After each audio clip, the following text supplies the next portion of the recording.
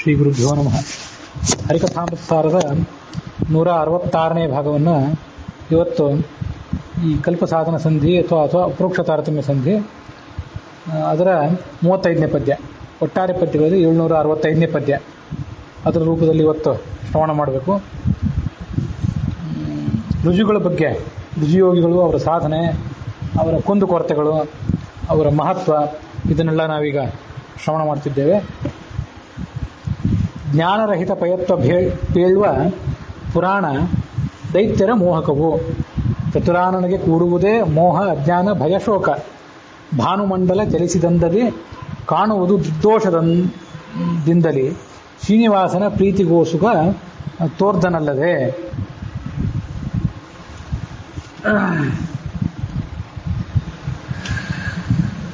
ಈ ಋಜುಗುಣಸ್ಥರಲ್ಲಿ ಯಾವುದಾದ್ರೂ ದೋಷ ಇರುವಂತೆ ಎಲ್ಲಿಯಾದರೂ ವರ್ಣನೆ ಮಾಡಿದರೆ ಅವುಗಳನ್ನು ಏನಂತ ತಿಳ್ಕೋಬೇಕು, ಅವುಗಳಿಗೆ ಯಾವ ರೀತಿಯಾಗಿ ಅರ್ಥ ಮಾಡಬೇಕು, ಅದನ್ನೆಲ್ಲ ಈ ಪದ್ಯದಲ್ಲಿ ಹೇಳ್ತಾ ಇದ್ದಾರೆ. ಜ್ಞಾನರಹಿತ ಭಯತ್ವ. ಇಲ್ಲಿ ಜ್ಞಾನರಹಿತ ಭಯತ್ವ ಅನ್ನೋ ಶಬ್ದದಿಂದ ಒಂದನ್ನೇ ಹೇಳಿದಂತೆ ಕಾಣಿಸ್ತದೆ. ಜ್ಞಾನರಹಿತವಾದಂಥ ಭಯತ್ವ ಒಂದೇ ಒಂದು ದುರ್ಗುಣ ಅಂತ ಹೇಳಿದಂತೆ ಕಾಣಿಸ್ತದೆ. ಹಾಗಲ್ಲ, ರುಜುಗಳು ಜ್ಞಾನರಹಿತರಾಗಿದ್ದಾರೆ, ಮತ್ತು ಅವರಿಗೆ ಭಯ ಇದೆ. ಹೀಗೆ ಇವೆರಡು ಪ್ರತ್ಯೇಕವಾದಂಥ ದುರ್ಗುಣಗಳು. ಅದೇ ಅಂತ ಹೇಳ್ತಾರೆ. ಇಲ್ಲೆಲ್ಲಾದ್ರೂ ಹೀಗೆ ಹೇಳುವಂತೆ ಕಂಡು ಬಂದರೆ ಅದೆಲ್ಲ ದೈತ್ಯ ಮೋಹಕ. ಅದನ್ನು ಈ ಭಾಗವತ ತಾತ್ಪರ್ಯಕ್ಕೆ ಅನುಸಾರವಾಗಿ ನಾವು ಮುಂದೆ ನೋಡೋಣ. ಭಾಗವತದ ತಾತ್ಪರ್ಯದ 6ನೇ ಸ್ಕಂಧ, ಅಲ್ಲಿ ಭಾಗವತದಲ್ಲಿಯೂ ಭಾಗವತ ತಾತ್ಪರ್ಯದಲ್ಲಿಯೂ ಎರಡೂ ಕಡೆ ಅದರ ವರ್ಣನೆ ಕಂಡು ಬರ್ತದೆ. ಅದನ್ನು ಸದ್ಯದಲ್ಲೇ ನೋಡ್ತೇವೆ. ಜ್ಞಾನರಹಿತತ್ವ ಮತ್ತು ಭಯ ಇವೆರಡನ್ನೂ ಹೇಳುವಂಥ ಪುರಾಣ ಏನಿದೆಯಲ್ಲ, ಅದು ದೈತ್ಯರ ಮೋಹಕ. ದೈತ್ಯರಿಗೆ ಭ್ರಾಂತಿ ಬರಲಿ, ರುಜುಗುಣಸ್ಥರು ಕೂಡ ಈ ಉಳಿದವರಂತೆ ಒಬ್ಬ ಸಾಧಾರಣ ವ್ಯಕ್ತಿಗಳು ಅಂತ ಯಾರಿಗಾರು ಭ್ರಾಂತಿ ಬರಲಿ ಅನ್ನೋ ಕಾರಣಕ್ಕಾಗಿ ಹೀಗೆ ಹೇಳ್ತಿರ್ತಾರಷ್ಟೆ. ಚತುರಾನನಿಗೆ ಕೂಡುವುದೇ ಮೋಹ ಅಜ್ಞಾನ ಭಯ ಶೋಕ. ಚತುರಾನನ ಅವನು, 4 ಮುಖಗಳಿವೆ ಅವನಿಗೆ. ಅಂಥವನಿಗೆ ಮೋಹ ಅಜ್ಞಾನ ಭಯ ಶೋಕ ಇದೆಲ್ಲ ಇರ್ಲಿಕ್ಕೆ ಸಾಧ್ಯವ? ಅದು ಚತುರಾನ್ನ ಅಂದರೆ 4 ಮುಖ ಇದ್ದವನು ಅಂತ ಒಂದರ್ಥ. ಇನ್ನೊಂದು, ಆ 4 ಮುಖಗಳು 4 ವೈಶಿಷ್ಟ್ಯಗಳಿಗೆ ಸಂಕೇತ. ಅದಕ್ಕೆ ಸರಿಯಾಗಿ ಮೋಹ ಅಜ್ಞಾನ ಭಯ ಶೋಕ ಅಂತ ಹೇಳಿದ್ದಾರೆ ಅವರು. ಅವನಿಗೆ 4 ಮುಖ ಇದೆ, ಆದ್ದರಿಂದ ಆ ಒಂದೊಂದು ಮುಖವೂ ಕೂಡ ಒಂದೊಂದು ವೈಶಿಷ್ಟ್ಯವನ್ನು ಹೇಳ್ತದೆ. ಮೋಹ ಬರಲಿಕ್ಕೆ ಸಾಧ್ಯ ಇಲ್ಲ ಅವನಿಗೆ. ಯಾವುದೇ ವಿಷಯದಲ್ಲಿ ಆತನಿಗೆ ವಿಪರೀತ ತಿಳುವಳಿಕೆ. ಮೋಹ ಅಂತಂದರೆ ವಿಪರೀತ ತಿಳುವಳಿಕೆ, ಅಥವಾ ಇವರು ನನ್ನವರು ಅನ್ನುವಂಥ ಮೋಹ, ಇದಕ್ಕೆ ಮೋಹ ಅಂತ ಕರೀತಾರೆ. ಆ ವಿಪರೀತ ತಿಳುವಳಿಕೆ ಆಗಲಿ, ನನ್ನವರು ಅನ್ನುವಂಥ ಕುರುಡು ಅಭಿಮಾನವಾಗಲಿ ಅವನಿಗೆ ಬರಲಿಕ್ಕೆ ಸಾಧ್ಯ ಇಲ್ಲ. ಅಂಥ ಪರಿಪೂರ್ಣವಾದ ವ್ಯಕ್ತಿತ್ವ ಒಂದು. ಮತ್ತು ಅಜ್ಞಾನ ಇರಲಿಕ್ಕೂ ಸಾಧ್ಯ ಇಲ್ಲ. ಅಜ್ಞಾನ ಅಂತಂದರೆ ಜ್ಞಾನದ ಕೊರತೆ. ಪರಮಾತ್ಮ ಲಕ್ಷ್ಮೀದೇವಿ ಇಬ್ಬರನ್ನು ಹೊರತುಪಡಿಸಿದರೆ ಉಳಿದ ಜಗತ್ತಿನ ಬಗ್ಗೆ ಅವರಿಗೆ ಅಜ್ಞಾನವೂ ಕೂಡ ಇಲ್ಲ, ಭಯವೂ ಕೂಡ ಇಲ್ಲ. 1ನೇ ಮುಖ ಮೋಹ ಇಲ್ಲದೇ ಇರುವಂಥ ಮುಖ, ನನ್ನವರು ತನ್ನವರು ಅಂತ ಮೋಹ ಇಲ್ಲದೇ ಇರುವಂಥ ಮುಖ, ಮತ್ತು ಸರಿಯಾದ ತಿಳುವಳಿಕೆ, ಇದರ ಮುಖ ಒಂದು. 2ನೇ ಮುಖ ಅಂತಂದರೆ ಪರಿಪೂರ್ಣವಾದ ಜ್ಞಾನದ ಮುಖ. 3ನೇ ಮುಖ ಅಂತಂದರೆ ಧೈರ್ಯದ ಮುಖ. ಹಾಗಾಗಿ ಧೈರ್ಯದ ಮುಖ ಅವನಿಗೆ ಈ ಥರ ಇರೋದರಿಂದ ಭಯ ಅವನಿಗೆ ಬರಲಿಕ್ಕೆ ಸಾಧ್ಯ ಇಲ್ಲ. ಶೋಕವೂ ಕೂಡ ಬರಲಿಕ್ಕೆ ಸಾಧ್ಯ ಇಲ್ಲ. ಶೋಕ ಅಂದರೆ ದುಃಖ. ಈ 4 ಅವನಿಗೆ ಬರಲಿಕ್ಕೆ ಸಾಧ್ಯ ಇಲ್ಲ. ಭಾನುಮಂಡಲ ಚಲಿಸಿದಂದದಲ್ಲಿ ಕಾಣುವುದು. ಈಗ ಕೆಲವೊಂದು ಬಾರಿ ಯಾರಿಗಾದರೂ ದುರ್ದೋಷ ಇದ್ದರೆ, ಅವ್ರಿಗೇನಾದರೂ ವ್ಯಕ್ತಿತ್ವದ ದೋಷ ಇದ್ದರೆ ಅಂಥವರಿಗೆ ಸೂರ್ಯಮಂಡಲವೇ ಚಲಿಸಿದಂತೆ ಕಾಣಿಸ್ತದೆ. ಇದೆಲ್ಲ ಯಾಕಾಗಿ ಕಾಣಿಸ್ತದೆ? ಕಣ್ಣಿನ ದೋಷ. ಅದರಂತೆ ಇವರು ಕೆಲವೊಂದು ಬಾರಿ ತಾವು ಅಜ್ಞಾನಿಗಳಂತೆ, ಮೋಹ ಇರುವವರಂತೆ, ಭಯಭೀತರಾದವರಂತೆ ತೋರಿಸ್ಕೋತಾರೆ ಈ ಚತುರ್ಮುಖ ಬ್ರಹ್ಮ. ಯಾಕೆ ಹೀಗೆ ತೋರಿಸ್ಕೋತಾರೆ ಅಂತಂದರೆ, ಅದು ಶ್ರೀನಿವಾಸನ ಪ್ರೀತಿಗೋಸುಕ. ಪರಮಾತ್ಮ ದೊಡ್ಡವನಾದ್ದರಿಂದ ಅವನ ಸನ್ನಿಧಾನದಲ್ಲಿ ಹೋದಾಗ ನಾವು ದೊಡ್ಡವರಂತೆ ಪರಿಪೂರ್ಣರಂತೆ ತೋರಿಸ್ಕೋಬಾರ್ದು, ಅವನಕ್ಕಿಂತ ನಾವು ಸಣ್ಣವರಂತೆ ತೋರಿಸ್ಕೋಬೇಕು. ಅದಕ್ಕಾಗಿ ಶ್ರೀನಿವಾಸನ ಪ್ರೀತಿಗೋಸ್ಕರ ಇವೆಲ್ಲ ತೋರಿಸ್ತಾನೆ ಹೊರತು ವಸ್ತುತಃ ಅವನಿಗೆ ಆ ಕೊರತೆ ಇಲ್ಲ. ನಿನ್ನೆ ಆ ಪರಮೋತ್ಸಾಹ ವರ್ಜನ ಅಂತ ಬಂತಲ್ಲ, ಪರಮೋತ್ಸಾಹ ಒಂದು ವೇಳೆ ಮೋಕ್ಷಕ್ಕಾಗಿ ತೋರಿಸಿಬಿಟ್ರೆ ಮೋಕ್ಷಕ್ಕೆ ಹೋಗಲೇಬೇಕು ಅವನು, ಅಂಥ ವೈಶಿಷ್ಟ್ಯ ಇದೆ ಅವನಿಗೆ. ಆದರೆ ಪರಮೋತ್ಸಾಹ ಯಾಕೆ ತೋರಿಸ್ತಿಲ್ಲ ಅಂತಂದರೆ, ಸಾಧನೆಯ ಶಿಖರವನ್ನು ಏರಿದ ಬಳಿಕವೇ ಎಲ್ಲರೂ ಕೂಡ ಮುಕ್ತಿಗೆ ಹೋಗಬೇಕು. ಅದು ನಾನಾದರೂ ಅಷ್ಟೇ, ನೀವಾದರೂ ಅಷ್ಟೇ ಅಂತ ಜಗತ್ತಿಗೆ ತೋರಿಸ್ತಾನೆ ಅವನು. ಅಲ್ಲಿ ತನಕ ನಾವು ಏನೇನು ಮಾಡಬೇಕೋ ಅದನ್ನೇ ಮಾಡಬೇಕು, ಏನು ಮಾಡಬಾರ್ದು ಅದನ್ನು ಮಾಡಬಾರ್ದು. ಹೀಗೆ ಪರಮಾತ್ಮನ ಪ್ರೀತಿಗೋಸ್ಕರ ಇದನ್ನೆಲ್ಲ ತೋರಿಸ್ತಾನಷ್ಟೇ. ಸೂರ್ಯಮಂಡಲ ಚಲಿಸಿದಂತೆ ಕಾಣಿಸೋದು ಅಂತಿದೆಯಲ್ಲ, ಇದು ಭಾಗವತದಲ್ಲಿ ಬಂದಿರುವಂಥ ಒಂದು ಸಂಗತಿ. ಇದು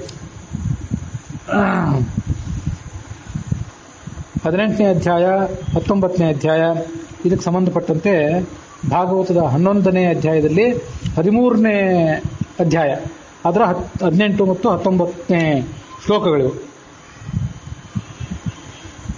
ಬ್ರಹ್ಮಾಪೃಷ್ಟಸ್ತು ಯೋಗೀಂದ್ರೈ ಸನಕಾದ್ಯೈರ್ ಮನೋಗತೆ ಕಾರಣಂ ವಿಷಯೇಶ್ವದ್ಧ ಅನ್ನುವಂಥ ಕೆಲವು ಶ್ಲೋಕಗಳನ್ನ ಹೇಳ್ತಾರೆ. ಇಲ್ಲಿ ಭ್ರಮತೀವ ಮನಃಕ್ವಾಪಿ. ಸನಕಾದಿಗಳು ಚತುರ್ಮುಖನನ್ನು ಕುರಿತು ಪ್ರಶ್ನೆ ಮಾಡಿದರಂತೆ. ಇವೆಲ್ಲ ಸೂಕ್ಷ್ಮವಾದ ತತ್ವಗಳನ್ನು ಕುರಿತು ಒಬ್ಬೊಬ್ಬರು ಮಾಡಿದ ಪ್ರಶ್ನೆಗಳು. ಅವರು ಸನಕಾದಿಗಳನ್ನು ಕುರಿತು ಪ್ರಶ್ನೆ ಮಾಡಿದರು. ಸನಕಾದಿಗಳನ್ನು ಕುರಿತು ಪ್ರಶ್ನೆ ಮಾಡಿದಾಗ ಆ ಪರಮಾತ್ಮ ಆ ಪ್ರಶ್ನೆಗೆ ತಾನೇ ಉತ್ತರ ಕೊಡಬೇಕು. ಈಗ ಈ ಪ್ರಶ್ನೆಗೆ ಚತುರ್ಮುಖ ಉತ್ತರ ಕೊಡೋದು ಬೇಡ, ನಾನೇ ಉತ್ತರ ಕೊಡಬೇಕು ಅಂತ ಆತ ಅಪೇಕ್ಷೆ ಪಟ್ಟ. ಆಗ ಪರಮಾತ್ಮ ಅಲ್ಲಿಗೆ ಹೋದ. ಯಾವ ರೂಪದಿಂದ ಹೋದ? ಹಂಸರೂಪದಿಂದ ಹೋದ. ತಸ್ಯಾಹಂ ಹಂಸರೂಪೇಣ ಸಕಾಶ ಮಗಮಂ ತದಾ. ಹಂಸರೂಪದಿಂದ ಅಲ್ಲಿಗೆ ಹೋದ. ಹಂಸರೂಪದಿಂದ ಅಲ್ಲಿಗೆ ಹೋದಾಗ ಈ ಚತುರ್ಮುಖನ ಮನಸ್ಸು ಅದೇನು ಮಾಡ್ಲಿಕ್ಕೆ ಪ್ರಾರಂಭ ಮಾಡಿತು? ಆ ಪ್ರಶ್ನೆಗೆ ಉತ್ತರ ಅದ್ಯಾವುದ್ರ ಬಗ್ಗೆ ತಲೆನೇ ಕೆಡಿಸ್ಕೊಳ್ಳಿಲ್ಲ, ಸುಮ್ಮನೆ ತಟಸ್ಥ ಆಗಿಬಿಡ್ತು. ಪರಮಾತ್ಮನ ಬಗ್ಗೆನೇ ಆತ ಆಲೋಚನೆ ಮಾಡ್ಲಿಕ್ಕೆ ಪ್ರಾರಂಭ ಮಾಡಿಬಿಟ್ಟ. ಅಲ್ಲೇ ಪರಮಾತ್ಮ ಬಂದಿದ್ದರಿಂದ ಪರಮಾತ್ಮನ ಸಂಕಲ್ಪವನ್ನು ತಿಳ್ಕೊಂಡೇ ಬ್ರಹ್ಮದೇವರು ಅವನನ್ನು ಕುರಿತು ಆಲೋಚನೆ ಮಾಡ್ತಾರೆ. ತಜ್ಞಾತ್ವ ಚಿಂತಿತಂ ತಸ್ಯ ಚಿಂತಯತಿ ಅಮುಮಯವತು. ಈ ಪ್ರಶ್ನೆಗೆ ಉತ್ತರ ಕೊಟ್ಟು ನಾನು ಕೊಡಬೇಕಾಗಿಲ್ಲ, ಪರಮಾತ್ಮನೇ ಕೊಡ್ತಾನೆ ಅಂತ ಚತುರ್ಮುಖ ಬ್ರಹ್ಮನಿಗೆ ನಿಶ್ಚಿತ ಆದಮೇಲೆ ಅವನು ಪರಮಾತ್ಮನನ್ನೇ ಆಲೋಚನೆ ಮಾಡಲಿಕ್ಕೆ ಪ್ರಾರಂಭ ಮಾಡಿಬಿಟ್ಟ. ನ ಸ್ವಯಂ ಚಿಂತಯತಿ, ತಾನು ಆ ವಿಷಯದ ಬಗ್ಗೆ ಆಲೋಚನೆ ಮಾಡಲಿಲ್ಲ. ಚಿಂತಯತ್ಯರ್ಥಂ ಸಹಿ ತದ್ಭಾವ ವಿತ್ತದ. ಪರಮಾತ್ಮನ ಮನೋಗತವನ್ನು ಸ್ಪಷ್ಟವಾಗಿ ತಿಳಿದವರು ಅವನು ಈ ಚತುರ್ಮುಖ. ಅನ್ಯೇತು ಅಜ್ಞಾನ ಸಂಯುಕ್ತ ಮೋಹಮೀಯು ಯಥಾಕ್ರಮಂ. ಆದರೆ ಉಳಿದ ದೇವತೆಗಳಿದ್ದಾರಲ್ಲ, ಅವರಿಗೆ ಪರಮಾತ್ಮನ ಸಂಕಲ್ಪದ ಬಗ್ಗೆ ಗೊತ್ತಾಗೋದಿಲ್ಲ. ಪರಮಾತ್ಮ ಯಾವಾಗ ಏನು ಮಾಡ್ತಾನೆ, ತಾನು ಯಾವಾಗ ಕೆಲಸ ಮಾಡ್ತಾನೆ, ತನ್ನ ಭಕ್ತರ ಮೂಲಕ ಯಾವಾಗ ಕೆಲಸ ಮಾಡಿಸ್ತಾನೆ, ಯಾವ ಸೂಕ್ಷ್ಮ ಸಂಗತಿಗಳು ಕೂಡ ಉಳಿದವರಿಗೆ ಗೊತ್ತಾಗೋದಿಲ್ಲ. ಅದಕ್ಕಾಗಿ ಅವರು ಕೆಲವೊಂದು ಬಾರಿ ವಿರುದ್ಧವಾಗಿ ವರ್ತನೆ ಮಾಡಿಬಿಡ್ತಾರೆ. ಚತುರ್ಮುಖಂದ ಹಾಗಲ್ಲ. ಅನ್ಯೇತು ಅಜ್ಞಾನ ಸಂಯುಕ್ತ ಮೋಹಮೀಯು ಯಥಾಕ್ರಮಂ ತಸ್ಯ ಮಧ್ಯಂದಿನೇ ಸೂರ್ಯ ಕ್ಷೋಭವತ್ ಕ್ಷೋಭಮಾತ್ರಕಂ.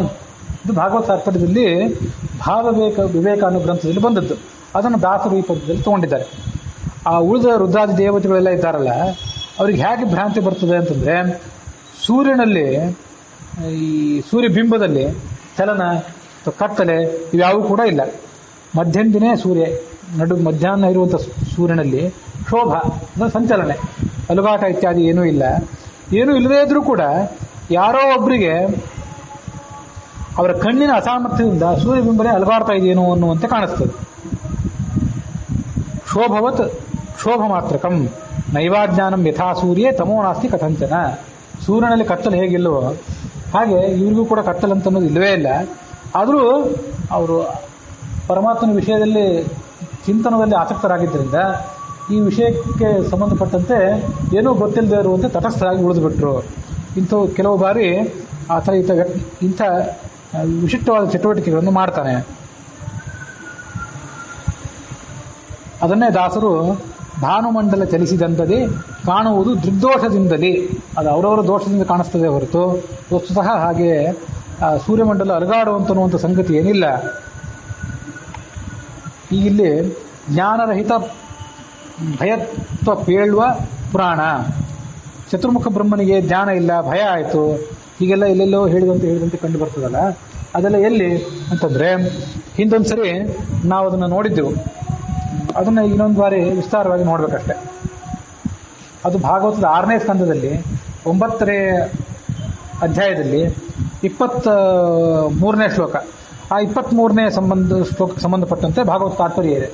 ಅಲ್ಲಿ ಅವನಿಗೆ ಚತುರ್ಮುಖ ಬ್ರಹ್ಮನಿಗೆ ಅಜ್ಞಾನ ಎಷ್ಟು ಬಾರಿ ಬಂತು, ಭಯ ಎಷ್ಟು ಬಾರಿ ಬಂತು, ಹಾಗೆ ದುಃಖ ಎಷ್ಟು ಬಾರಿ ಬಂದಂತೆ ಅದು ತೋರಿಸ್ಕೊಂಡ ಹೇಗೆ, ಅದನ್ನೆಲ್ಲ ಅವರು ವರ್ಣನೆ ಮಾಡ್ತಾರೆ. ಪುರಾ ಸ್ವಯಂಭೂರಪಿ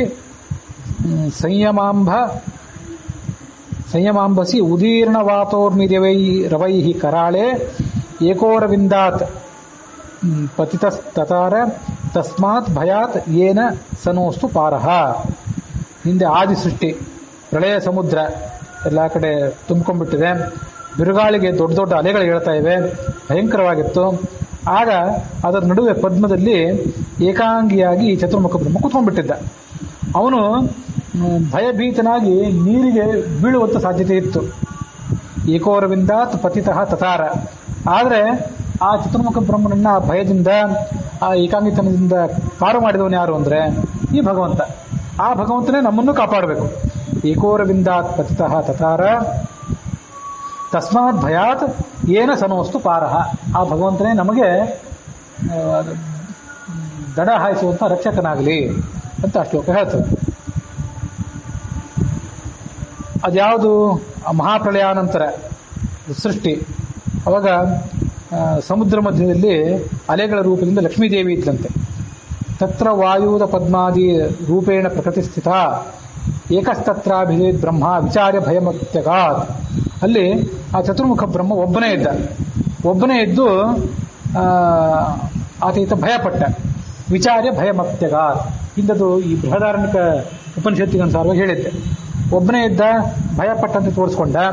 ಆಮೇಲೆ ಆತ ಏನು ಮಾಡಿದ ಅಂತಂದರೆ, ನಾನು ಯಾಕೆ ಭಯ ಪಡಬೇಕು, ಭಯ ಪಡ್ಲಿಕ್ಕೆ ಏನು ಕಾರಣ ಇದೆ, ನಮಗೆ ಇಷ್ಟೆಲ್ಲ ಪರಮಾತ್ಮನೇ ನಮಗೆ ರಕ್ಷಕನಾಗಿರುವಾಗ ನಾವ್ಯಾಕೆ ಭಯ ಪಡಬೇಕು ಅಂತ ಆ ಚತುರ್ಮುಖ ಬ್ರಹ್ಮ ಆ ಭಯವನ್ನೆಲ್ಲ ನೀಗಿಕೊಂಡ ಅಂತ ಆ ಬೃಹದಾರಣ್ಯಕ ಉಪನಿಷತ್ತಿನಲ್ಲಿ ಬಂದಿತ್ತು. ಅಂಥದ್ದೇ ಅದರದೇ ಒಂದು ವಿವರಣೆ ಇದು. ಏಕಸ್ತತ್ರಾಭಿಜೇತ್ ಬ್ರಹ್ಮ ವಿಚಾರ್ಯ ಭಯಮತ್ಯಗಾತ್ ಅಂತರ್ಗತೋ ಹರಿಸ್ತಸ್ಯ ಧ್ಯಾತೋ ಭಯಂ ಉಪಾನುದತ್. ಅವನು ತನ್ನೊಳಗಿರುವಂತಹ ಪರಮಾತ್ಮನನ್ನ ಧ್ಯಾನ ಮಾಡಿದ. ಪರಮಾತ್ಮನನ್ನು ಧ್ಯಾನ ಮಾಡಿದ್ರಿಂದ ಒಳಗಿರುವಂತಹ ಪರಮಾತ್ಮ ಅವನ ಎಲ್ಲಾ ಭಯವನ್ನು ಕೂಡ ಪರಿಹಾರ ಮಾಡಿಬಿಟ್ಟ. ಜನಿಷ್ಯತಾಂ ಜನಾನಾಂತು ಸ್ವಭಾವಾನಾಂ ಪ್ರಸಿದ್ಧಯೇ ಜ್ಞಾನಾದಿ ಗುಣಪೂರ್ಣಸ್ಯ ಬ್ರಹ್ಮಣೋಪಿ ಕ್ಷಣಾರ್ಧಗಾಃ ಭಯಾದಿಕಾ ಭವಂತೀವ ಕಥಂ ತಸ್ಮಿನ್ ಸ್ಥಿರಾಲಯಾಃ. ಯಾಕೆ ಚತುರ್ಮುಖ ಬ್ರಹ್ಮ ಯಾಕೆ ಆತರ ಭಯ ವ್ಯಕ್ತ ಮಾಡಿದ ಅಂತಂದ್ರೆ, ತಾನು ಸೃಷ್ಟಿ ಮಾಡುವಂತಹ ಮುಂದಿನ ಈ ಸೃಷ್ಟಿಗೆಲ್ಲ ಇವೆಲ್ಲ ಹುಳುಗಳು ಇವು ಇದರಂತೆಯೇ ಭಯ ಪಡ್ತವೆ. ನಾನು ಭಯಪಟ್ಟು ಭಯವನ್ನು ಹೇಗೆ ನೀಗಿಕೊಂಡೆ ಅಂತ ಅವು ಗೊತ್ತಾದರೆ, ಒಂದು ಮೇಲ್ಪಂಕ್ತಿ ಆದರೆ ಆ ಭಯವನ್ನು ಅವು ನೀಗಿಕೊಳ್ತವೆ. ಇಲ್ಲದೇ ಇದ್ರೆ ಅವು ಹಾಗೆ ಭಯಪಟ್ಟು ಹೆದರಿ ಕುರ್ಕೊಂಡು ಬಿಡ್ತವೆ. ನನ್ನದೊಂದು ದೃಷ್ಟಾಂತ ಇಲ್ಲದೇ ಇದ್ರೆ ಅವುಗಳಿಗೆ ಭಯವನ್ನು ದಾಟಲಿಕ್ಕೆ ಹೇಗೆ ಸಾಮರ್ಥ್ಯ ಬಂದಿತ್ತು? ಸ್ವಬಿಭೇತ್ ತಸ್ಮಾದ್ ಏಕಾಕಿ ಭವತಿ ಬಿಭೇತಿ ಸಹಾಯ ವೀಕ್ಷಾಂಚಕ್ರೆ ಯತ್ ಮದನ್ಯತ್ ನಾಸ್ತಿ ಕಸ್ಮಾನ್ನು ಬಿಭೇಮಿ ತಥೇವಾಸ್ಯ ಭಯಂ ವೀಯಾಯ ಕಸ್ಮಾದ್ಯ ಅಭವಿಷ್ಯತ್ ದ್ವಿತೀಯಾದ್ವೈ ಭಯಂ ಭವತಿ. ಇವತ್ತಿಗೂ ಕೂಡ ಒಬ್ಬನೇ ಯಾರಾದರೂ ಇದ್ದರೆ ಅವನಿಗೆ ಭಯ ಆಗಿರ್ತದೆ. ಯಾಕಂದ್ರೆ ಆದಿ ಕಾಲದಲ್ಲಿ ಅವನೊಬ್ಬನೇ ಇದ್ದ, ಅವನಿಗೆ ಭಯ ಆಯಿತು. ಅದರಂತೆ ಇವತ್ತು ಕೂಡ ಏಕಾಂಗಿ ಆಗಿದ್ದವ್ರಿಗೆ ಭಯ ಆಗ್ತದೆ. ಅವಾಗ ಅವನು ವಿಚಾರ ಮಾಡಿದ, ಮತ್ತು ಅನ್ಯತ್ ನಾಸ್ತಿ, ನನಗಿಂತ ಒಂದು ಯಾರಾದ್ರೂ ನನಗೆ ಬಾಧಕವಾದಂಥ ಯಾವುದಾದ್ರು ವ್ಯಕ್ತಿ ಇದ್ರೆ ನಾನು ಭಯ ಪಡಬೇಕು. ನನಗೆ ಬಾಧಕರಾದವರು ಯಾರೂ ಇಲ್ಲ, ಯಾಕಂದ್ರೆ ನಾನೇ ಸೃಷ್ಟಿ ಮಾಡಬೇಕಾಗಿದೆ ಈ ಜಗತ್ತನ್ನು. ಇದ್ದಾರೆ ಯಾರು? ಇದ್ದ ಒಬ್ಬ ಪರಮಾತ್ಮ ಲಕ್ಷ್ಮೀದೇವಿ ನನ್ನನ್ನೇನು ತೊಂದರೆ ಮಾಡೋರಲ್ಲ. ನನಗೆ ಶಿರಸ್ಸನ್ನ, ನನ್ನ ತಲೆಯನ್ನು ಕೂಡ ಕತ್ತರಿಸಿ ಹಾಕುವಂತಹ ಪಂಚಮ ಶಿರಸ್ಸಿನ ಛೇದಕನಾದ ವಿಷ್ಣು ರುದ್ರನನ್ನು ಕೂಡ ಇನ್ನು ಮುಂದೆ ನಾವು ಸೃಷ್ಟಿ ಮಾಡಬೇಕಾಗಿದೆ. ಹಾಗಿದ್ದಾಗ ನಾನು ಯಾಕೆ ಹೆದರಬೇಕು? ಎನ್ ಮಯಾ ಸೃಜ್ಯಾಹ ಯತಃ ಸರ್ವೇ ಇತಃ ಪಶ್ಚಾತ್ಮನೋ ಹರನು ಕೂಡ ಇನ್ನು ಮುಂದೆ ಸೃಷ್ಟಿ ಆಗಬೇಕಾದವನು. ಅವನು ನನ್ನ 5ನೇ ತಲೆಯನ್ನು ಕತ್ತರಿಸಬೇಕಾದವನು. ಅವನೂ ಇನ್ನೂ ಇಲ್ಲ. ನೀವು ಈಗ ಭಯ ಪಟ್ಟುಬಿಟ್ರೆ ಹೇಗೆ ಅಂತ ಆಲೋಚನೆ ಮಾಡಿದ. ನನಗಿಂತ ಪ್ರಬಲನಾದವನು ಯಾರಾದರೂ ಒಬ್ಬ ಇದ್ರೆ ಭಯ. ಹಾಗಾಗಿ ಪ್ರಬಲನಾಗಿದ್ದಂಥ ಹರಿ ಇದ್ದಾನೆ, ಅವನಂತೂ ನನಗೆ ವಿರೋಧಿ ಅಲ್ಲ. ಇನ್ಯಾರು ಇನ್ನೂ ಪ್ರಬಲನಾದವರು ಹುಟ್ಟೇ ಇಲ್ಲ. ಪ್ರಿಯನಾದಂತಹ ಭಗವಂತನಿಂದ ನನಗೆ ವಿರೋಧವೂ ಕೂಡ ಇಲ್ಲ. ಹಾಗಾಗಿ ನಾನು ಯಾಕೆ ಭಯ ಪಡಬೇಕು ಅಂತ ಆತ ಆಲೋಚನೆ ಮಾಡಿ ಆತ ಭಯವನ್ನು ಪರಿತ್ಯಾಗ ಮಾಡಿದ ಅಂತ ಬೃಹದಾರಣ್ಯಕ ಉಪನಿಷತ್ತಿನಲ್ಲಿ 1ನೇ ಅಧ್ಯಾಯದಲ್ಲಿ ಬರ್ತದೆ. ಅದಕ್ಕಾಗಿ ಅವನು ಏನ್ ಮಾಡ್ತಾನೆ ಅಂತಂದ್ರೆ, ಬ್ರಹ್ಮಣೋಪಿ ಕ್ಷಣಾರ್ಧಗಾಹ, ಜ್ಞಾನಾದಿ ಗುಣಪೂರ್ಣ ಅಂತ ಚತುರ್ಮುಖ ಬ್ರಹ್ಮನು ಕೂಡ ಕೇವಲ ಒಂದು ಅರ್ಧ ಕ್ಷಣ ಇರುವಂತ ಭಯವನ್ನು ತೋರಿಸ್ಕೋತಾನೆ. ಭಯಾದಿಕಾಹ ಭವಂತೀವ ಕಥಂ ತಸ್ಮಿನ್ ಸ್ಥಿರಾಲಯಾಹ. ಹೆಚ್ಚು ಕಾಲ ಅವನಲ್ಲಿ ಭಯ ಇರ್ಲಿಕ್ಕೆ ಸಾಧ್ಯ ಇಲ್ಲ ಅವನಲ್ಲೇ. ಯಾಕಂದ್ರೆ ಅವನನ್ನು ಸ್ತೋತ್ರ ಮಾಡಿದವರಿಗೆ ಭಯ ಬರೋದಿಲ್ಲಂತೆ. ಬುದ್ಧಿರ್ಬಲಂ ಯಶೋಧೈರ್ಯಂ ನಿರ್ಭಯತ್ವ ಮರೋಗತ. ಅಜಾಡ್ಯಂ ವಾಕ್ಪಡುತ್ವಂಚ ಹನುಮತ್ ಸ್ಮರಣಾತ್ ಭವೇತ್. ಅವನನ್ನು ಸ್ಮರಣೆ ಮಾಡಿದವರಿಗೆ ಭಯ ಇಲ್ಲ ಅಂದಮೇಲೆ ಇನ್ನು ಸ್ವಯಂ ಅವನಿಗೆ ದೀರ್ಘಕಾಲ ಭಯ ಇರ್ಲಿಕ್ಕೆ ಹೇಗೆ ಸಾಧ್ಯ? ಅದರಿಂದಾಗಿ ಇವೆಲ್ಲ ಭಯ ಅಲ್ವೇ ಅಲ್ಲ. ಅವನು ತೋರಿಸ್ಕೊತಾನಲ್ಲ. ಯಾಕೆಂದ್ರೆ ಭಗವತ್ಪ್ರೀತೆಯೇ ನಿತ್ಯಂ ಬ್ರಹ್ಮಣೋಯೇ ಭಯಾದಯ. ಪರಮಾತ್ಮ ನಾನು ಅಲ್ಪ, ನಾನು ಭಯಭೀತ, ನಾನು ಅಜ್ಞಾನಿ ಅಂತ ಹೀಗೆ ಪರಮಾತ್ಮನ ಎದುರಿಗೆ ಹೋಗಿ ತನ್ನ ಅಲ್ಪತೆಯನ್ನು ತೋರಿಸ್ಕೊಂಡ್ರೆ ಆಗ ಪರಮಾತ್ಮ ಈ ಚತುರ್ಮುಖ ಬ್ರಹ್ಮನ ಬಗ್ಗೆ ಸುಪ್ರೀತನಾಗ್ತಾನೆ. ಪರಮಾತ್ಮ ಪ್ರೀತಿಗಾಗಿ ಇದನ್ನೆಲ್ಲ ಮಾಡಿದ. ಅದಕ್ಕಾಗಿ ಅಲ್ಲಿ ಶ್ರೀನಿವಾಸನ ಪ್ರೀತಿಗೋಸುಗ ಅಂತ ದಾಸರು ಹೇಳಿದರು. ತೋರ್ದನಲ್ಲದೆ ನವೃಥಾ ತಸ್ಯ ಭಾವ ಸ್ಯಾತ್ ಕಶ್ಚಿತ್ತೇಪಿ ಕ್ಷಣಾರ್ಥಕಃ. ಆಯಿತು, ಎಷ್ಟು ಬಾರಿ ಅಜ್ಞಾನ ಬಂತು, ಎಷ್ಟು ಬಾರಿ ಭಯ ಬಂತು, ಎಷ್ಟು ಬಾರಿ ದುಃಖ ಬಂತು ಅಂತಂದ್ರೆ 4 ಬಾರಿ ಅಜ್ಞಾನ ಬಂತು, 2 ಬಾರಿ ಭಯ ಆಯಿತು, 2 ಬಾರಿ ದುಃಖ ಆಯಿತು. ತತ್ಪ್ರೀತ್ಯ ಭಗವತ್ಪ್ರೀತ್ಯ ಉನ್ನತ್ಯೈ ಚಾಸ್ಯ ತದ್ಭವೇತ್. ಈ ಒಂದು ಭಯ ದುಃಖ ಮೊದಲಾದ ಬಂದರೂ ಕೂಡ ಅದು ಆತ ಮೇಲೆ ಅದಕ್ಕೆ ಕಾರಣ ಆಯಿತು, ಅವನ ಪತನಕ್ಕೆ ಅದು ಕಾರಣ ಆಗಲಿಲ್ಲ.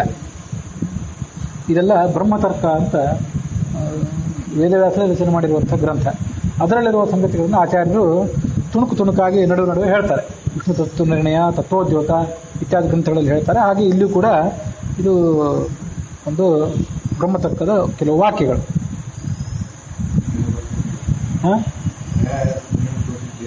ಅದೇ ಯಾಕಂದ್ರೆ ಅದು ಯಾವ ಭಯ ಅವು ಇಲ್ಲಿ ಮುಂದೆ ಗೊತ್ತಾಗ್ತದೆ.